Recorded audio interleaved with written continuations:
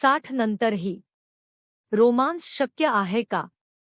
जाणून घ्या कसे आणि का. नमस्कार मित्रांनो, जेव्हा आपण रोमांसबद्दल बोलतो तेव्हा आपल्या मनात अनेकदा तारुण्यातील दिवस, पहिल्या भेटीची धडधड आणि प्रेम भरलेली पत्रे आठवतात. पण तुम्ही कधी विचार केला आहे का की वय वाढत गेल्यावर हा रोमांस कुठेतरी हरवतो का? म्हातारपणी प्रेम आणि रोमांस फक्त आठवणींपुरतेच मर्यादित राहतात का? आज मी तुमच्याशी एका अतिशय सुंदर पैलूबद्दल बोलणार आहे, जो अनेकदा दुर्लक्षित राहतो, आणि तो म्हणजे वृद्धापकाळातही रोमांसची जिवंतता. समाजात वृद्धापकाळाकडे अनेकदा फक्त शांतता आणि निवृत्तीच्या दृष्टीने पाहिले जाते. पण प्रेम आणि रोमांस हे या टप्प्यावरही तितकेच महत्त्वाचे असू शकतात आणि अनेकदा तर तारुण्यापेक्षाही अधिक गहिरे आणि मधुर असतात. तुमचे वय काहीही असो, तुमचे नाते कसेही असो, जर तुम्हाला तुमच्या आयुष्यात प्रेम आणि जवळीक कायम अनुभवायची असेल, तर हा व्हिडिओ तुमच्यासाठी आहे. मी तुम्हाला सांगणार आहे की वृद्धापकाळातही रोमांस फक्त जिवंतच ठेवता येत नाही, तर तो आणखी सुंदरही बनवता येतो. चला तर मग या मनाला स्पर्श करणाऱ्या प्रवासाची सुरुवात करूया. पहिले पाऊल. रोमांस हा फक्त तारुण्याचा नाही, तर मनाचा विषय आहे. अनेकांना वाटते की रोमांस फक्त तरुणांसाठी असतो. डेटिंग, फुले आणि भेटवस्तू, पण रोमांसची खरी व्याख्या यापेक्षा खूप खोल आहे.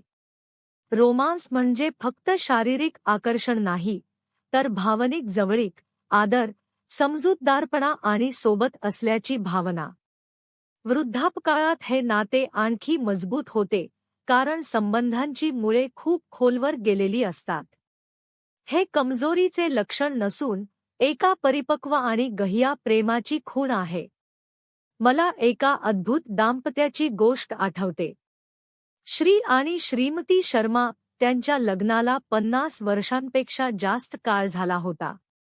लोक त्यांना पाहून विचारायचे, आजही तुमच्यात इतकं प्रेम कसं आहे? शर्माजी नेहमी म्हणायचे, आम्ही आजही एकमेकांशी प्रत्येक छोटी गोष्ट शेअर करतो. एकमेकांच्या आवडीनिवडींची काळजी घेतो. रोमांस म्हणजे फुले आणि भेटवस्तूहून जास्त, एकमेकांना समजून घेणे आणि आदर देणे. ते आजही रोज संध्याकाळी एकत्र चहा पितात, हातात हात घालून बागेत फिरायला जातात आणि एकमेकांच्या डोळ्यात तेच जुने प्रेम पाहतात. जर तुम्हालाही वृद्धापकाळात तुमच्या नात्यात प्रेम आणि जवळीक टिकवून ठेवायची असेल, तर हे समजून घ्या की रोमांस हा फक्त तारुण्याचा नाही, तर मनाचा विषय आहे. तो तुम्हाला भावनिकदृष्ट्या मजबूत बनवतो आणि तुमच्या जोडीदारासोबत गहिरे नाते टिकवून ठेवण्याची ऊर्जा देतो. दुसरे पाऊल. जुन्या आठवणींना उजाळा द्या आणि भविष्यासाठी नवीन क्षण साठवा.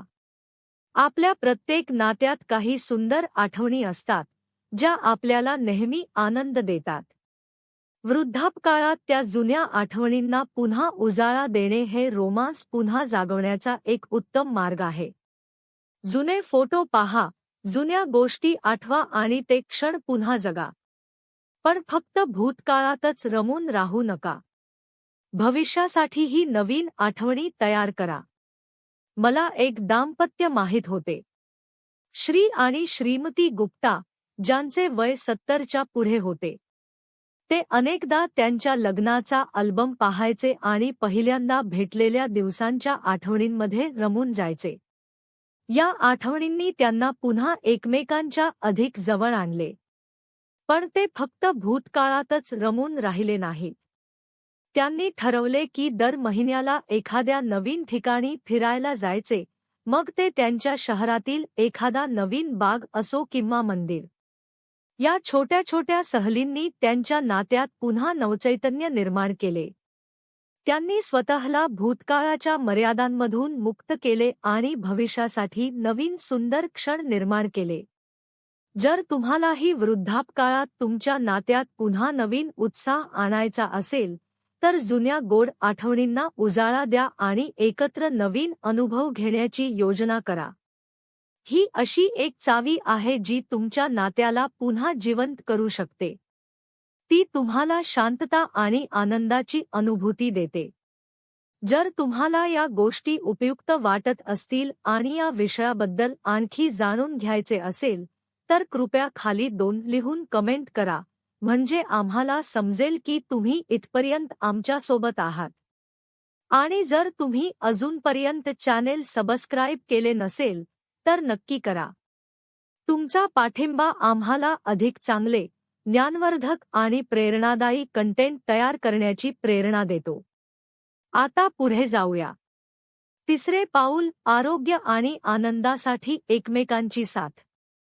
वैज्ञानिकदृष्ट्या हे सिद्ध झाले आहे की एक मजबूत आणि प्रेमळ नाते आपल्या शारीरिक आणि मानसिक आरोग्यासाठी खूप फायदेशीर असते.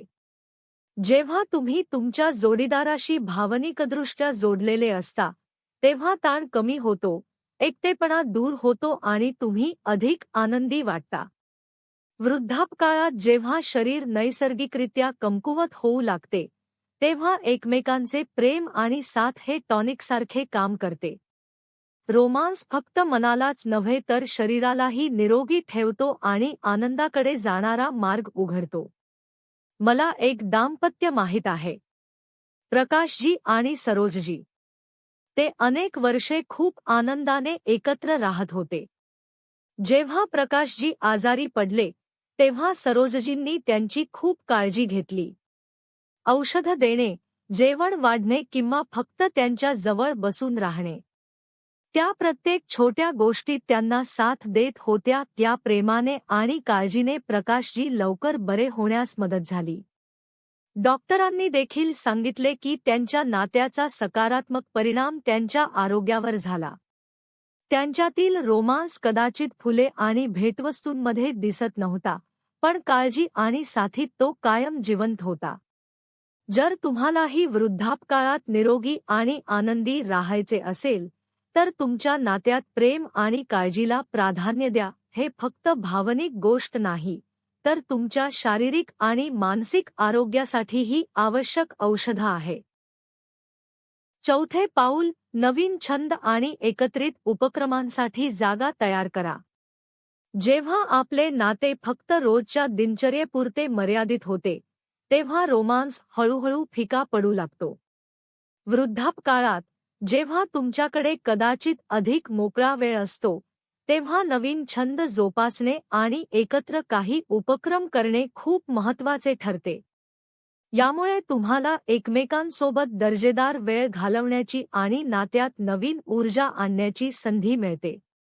रोमांस तुमच्या मनातील जुनाट सवयी दूर करतो आणि जीवनात सकारात्मकता व नवीन संधींसाठी जागा निर्माण करतो.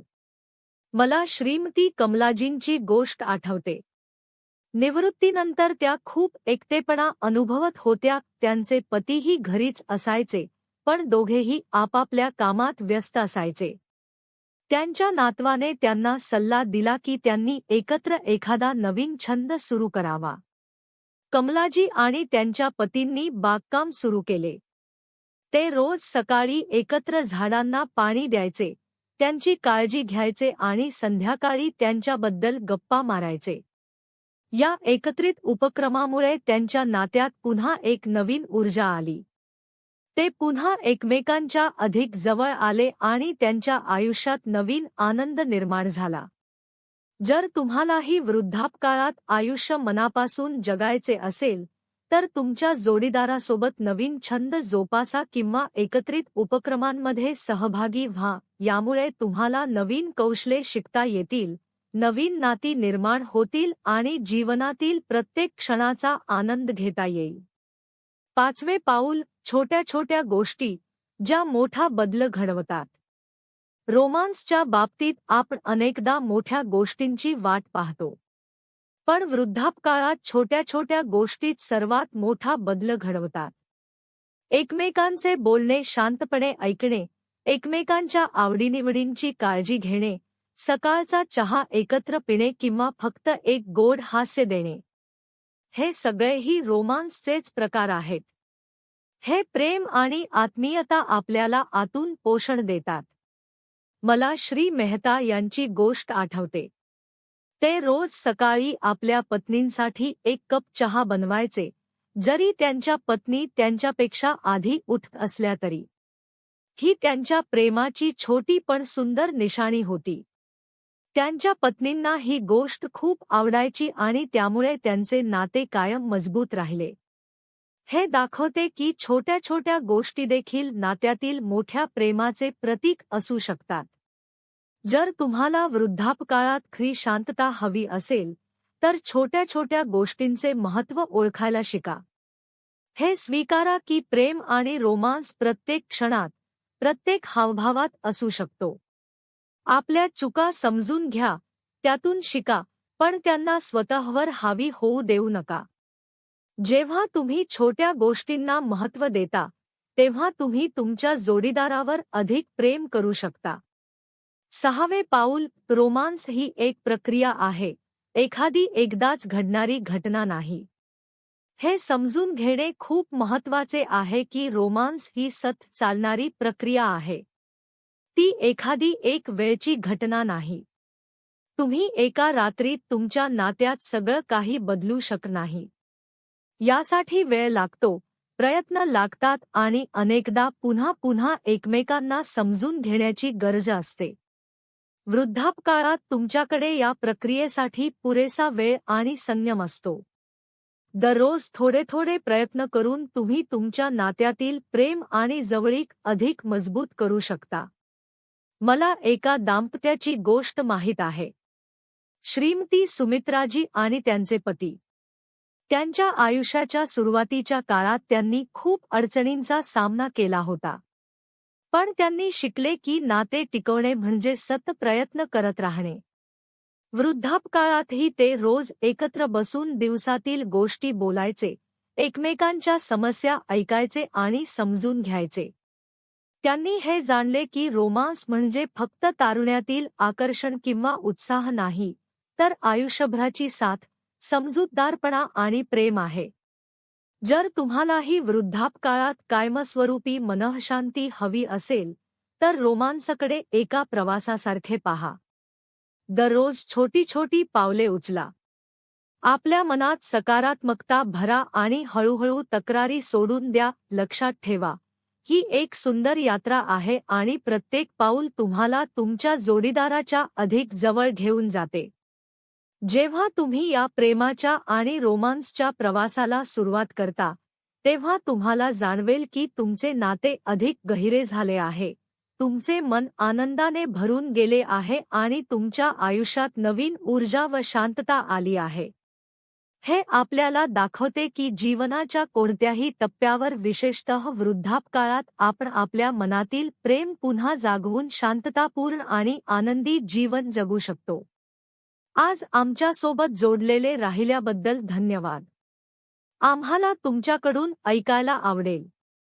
कृपया खाली कमेंट करून सांगा की आज तुम्ही काय शिकलात आणि ते तुमच्या आयुष्यात कसे वापरणार आहात. तुमच्या प्रतिक्रिया आमच्यासाठी प्रेरणादायी आहेत. आम्ही प्रत्येक कमेंट वाचतो.